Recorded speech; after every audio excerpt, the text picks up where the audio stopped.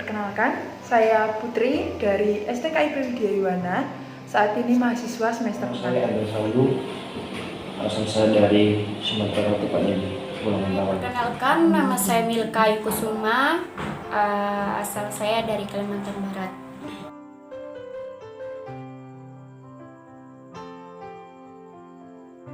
Impian saya saat ini adalah lulus tepat waktu, yaitu 1 tahun lagi. Lalu juga untuk kedepannya kursus bahasa Inggris, lalu kursus komputer seperti itu, lalu menyekolahkan adik saya. Jadi saya bekerja dan sehingga bisa dapat uang, bisa untuk menyekolahkan adik saya seperti itu. Lalu kalau bisa itu sekolah di S2. Di masa saya punya impian di mana saya menjadi seorang pengusaha.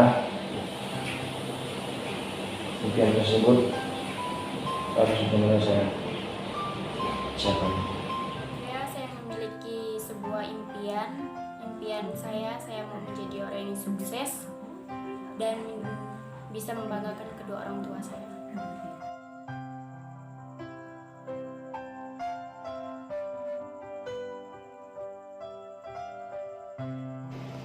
Untuk target usia sendiri itu secepatnya ya, tapi saya tidak mematok bahwa harus umur 24 ataupun 25. Yang penting dia mengalir saja, tapi semuanya bisa tercapai satu persatu gitu. Jadi usia tahun depan kan usia 21 berarti lulus kuliah, lalu nanti usia 23 apalagi, 24 apalagi, berkelanjutan seperti itu. Dalam mencapai impian saya punya target usia. Sekarang saya udah S2 SMA, umur saya udah 16 tahun, jadi umur 19 saya lulus SMA dan melanjut ke beberapa perguruan tinggi. Kita hitungannya di 4 tahun, yang berlanjut 3 tahun. Jadi 19-20 saya udah di 4. Di umur 24 atau 23 saya harus udah lulus dan berguruan tinggi. Target usia yang kita capai adalah 30.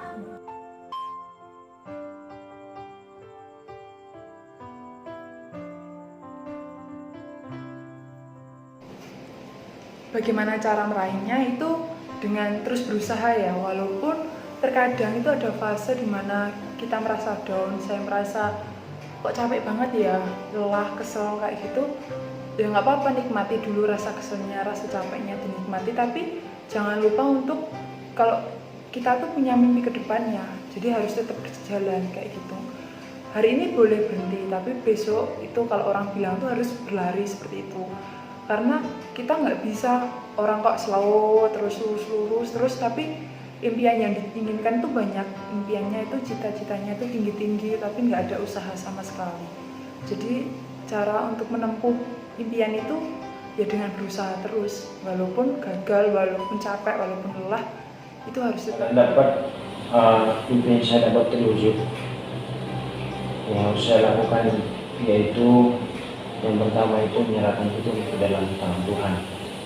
Tanpa Tuhan semua itu sia-sia. Yang kedua, kerja keras dan usaha. Yang ketiga, fokus dalam satu tujuan saja. Kita harus bekerja keras dan berusaha dan harus berjuang untuk mencapai. If you want to be successful, learn from the other people's mistakes. Don't learn from the successful stories. Learn from the mistakes, the other people. No matter how smart you are, you will encounter these mistakes. You learn from mistakes not because you will be able to avoid mistakes. You will able to, when these mistakes come, this suffer comes, you know how to deal with it. How to face it. The book I want to write is Alibaba 1001 Mistakes. This is the most treasurable things that in my life. In my life, it's not how much we achieved, it is how much we go through the tough days.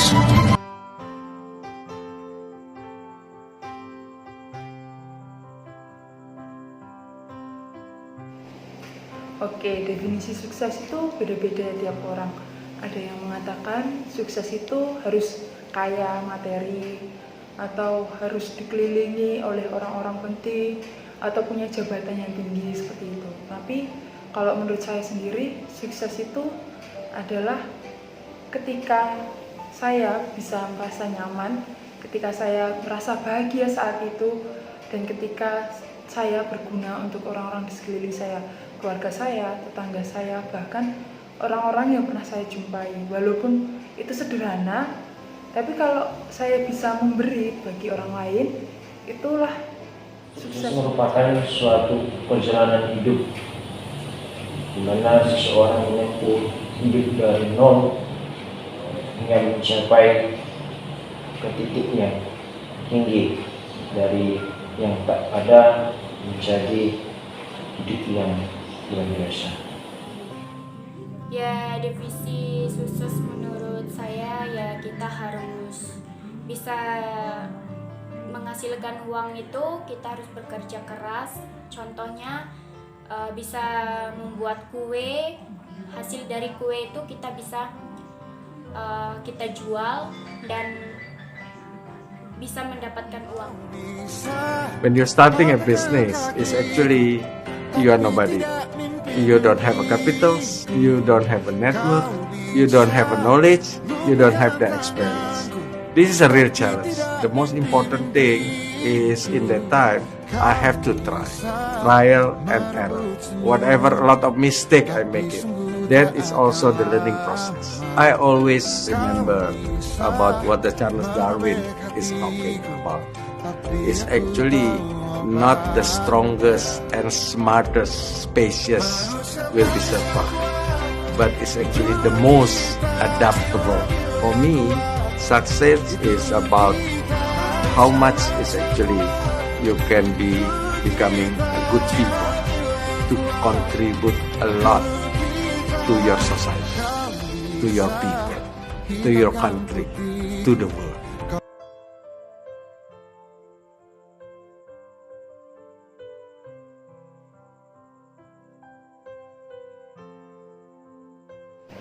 Kenapa sih saya ingin menjadi seorang yang sukses? Yang pertama, karena saya ingin menjadi seseorang yang berguna. Karena saya seperti yang saya definisikan tadi, kalau ketika saya sukses, saya itu bisa berguna bagi orang lain.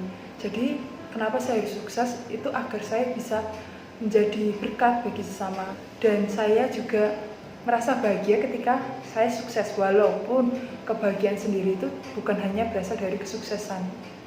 Saya menjadi orang sukses itu sudah menjadi hak setiap orang, dimana kesuksesan itu butuh namanya sebagai oleh seseorang. Maksudnya saya juga saya melihat kondisi perekonomian keluarga saya. Dari situ saya termotivasi untuk harus menjadi sukses, harus bisa menolong dalam perkembangan saya. Ya, karena kesuksesan itu bisa membuat kita ke depannya menjadi orang yang lebih baik dan bisa untuk masa depan kita.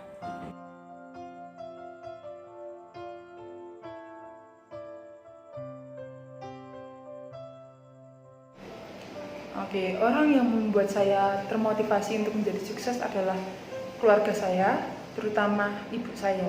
Yang mana ibu saya itu adalah seorang single parent setelah ayah saya meninggal 6 tahun yang lalu, dan melihat kegigihannya bekerja, bagaimana dengan sabarnya ia menghidupi kami anak-anaknya walaupun dengan kekurangan, walau dengan keterbatasan, tapi beliau berjuang mati-matian, bahkan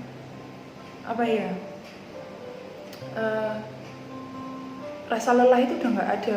Seakan-akan emang hidupnya itu untuk anak-anaknya dan untuk meneruskan hidupnya, bagaimana ia berjuang. Itu adalah motivasi tersendiri bagi saya. Memotivasi impian saya dari situ, dari pihak keluarga, di mana saya melihat keluarga saya betul-betul ingin saya menjadi orang sukses, membawa nama baik keluarga, sehingga itu bisa terjadi karena mereka. Yang kedua, dari diri saya sendiri, dimana dari saya juga, saya ingin menjadi sukses, saya ingin punya usaha, saya ingin menjadi orang yang berguna bagi keluarga saya dan sekitar. Ya, contohnya bisa dari diri kita sendiri atau dari orang lain.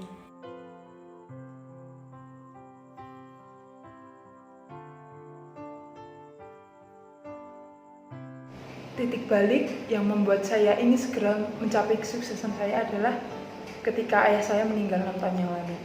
Ketika itu saya merasa aku harus segera lulus, aku harus sekolah yang tinggi, kalau bisa aku tuh udah bekerja duluan sebelum kuliah agar saya bisa meringankan beban orang tua saya, dalam artian ibu saya. Dan ketika kepergian ayah itu benar-benar merubah cara pandang saya yang dulunya apa-apa langsung minta, "Pah, minta ini, Mah, minta ini dong." Saya jadi harus berpikir 2 kali. Kalau saya minta ini, uang untuk makan ada nggak?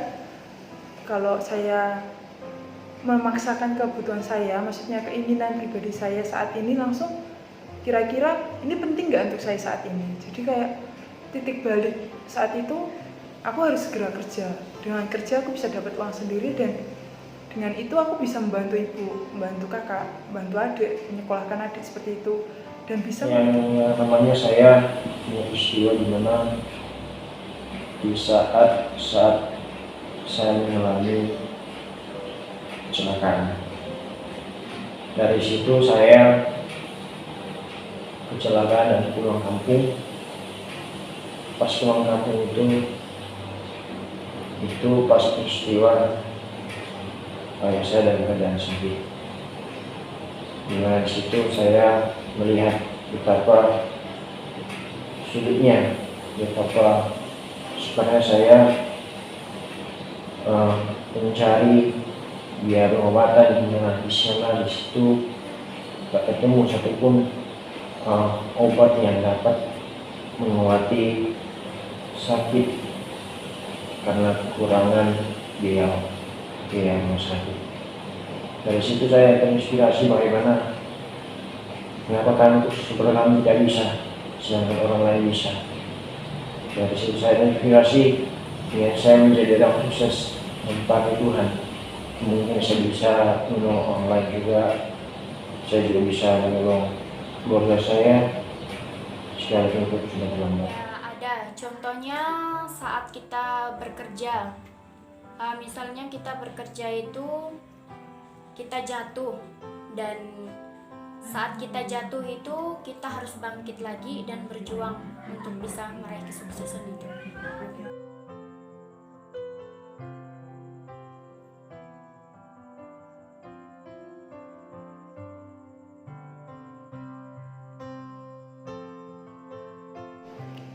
Pesan saya untuk orang-orang yang mendengar kisah saya adalah nggak peduli seberapapun capeknya kamu saat ini, ada orang yang lebih capek daripada kamu, yaitu orang tuamu. Dimana ibumu, ayahmu itu bekerja mati-matian untuk kamu, menghadapi masalah yang banyak di keluarganya, di keluarga kita.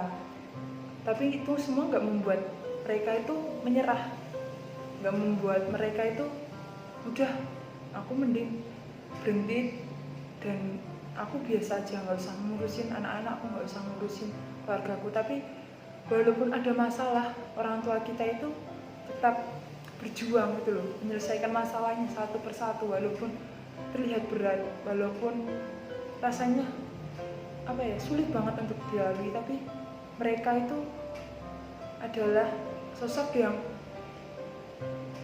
aku berjuang bukan untuk diriku sendiri, tapi untuk anak-anakku, untuk keluargaku, untuk orang tuaku.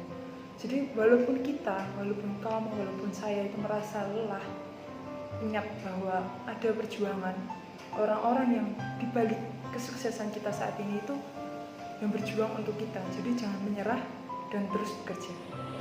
Pesan saya buat orang yang sudah melihat kisah saya di sini, Makanya dalam video ini saya ingin semua orang di sana harus benar-benar sukses, berbakti kepada orang tua, menjadi pembawa nama baik keluarga, menjadi yang namanya bisa menolong orang lain, bisa dibutuhkan, bisa dipakai, bisa dipercaya, adalah itu dapat memungkinkan kita bisa juga melakukan kebaikan. Ya, dari pesan cerita yang saya sampaikan, ya kita harus bisa mengambil posisi positifnya dan tidak mengambil dari posisi negatifnya. Itu aja. You work hard, you make money, you do it for yourself. That's not life. You go out, you seek for people who need your help, you make their lives better. You become that sponge which can absorb all the negativity, and you become that person